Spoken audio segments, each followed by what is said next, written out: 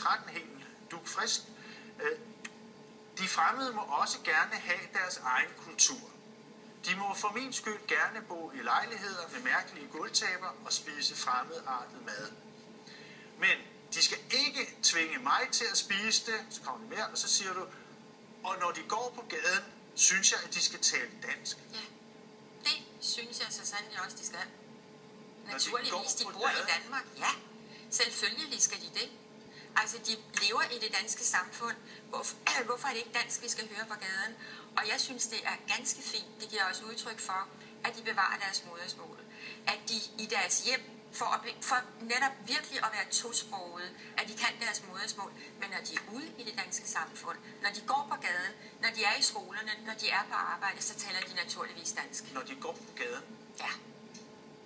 Altså, du går ikke i detaljer her, og det er derfor, jeg spørger ind til det. Ja, jeg er super nysgerrig, for jeg synes, det her det er noget nyt. Det kan jeg ikke huske, at jeres parti har fremført som sådan et det tror jeg har sagt masser af gange. Det kan godt være, det var nyt for mig. Men du mener altså, at indvandrere skal tale dansk, når de går på gaden? Er det også, hvis de sådan går mand og kone imellem?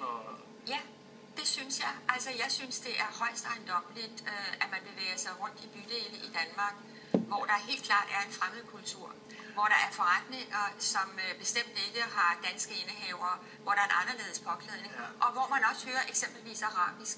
Jeg synes, man skal være dansk i Danmark, og man skal tale dansk i Danmark, også når man går på gaden.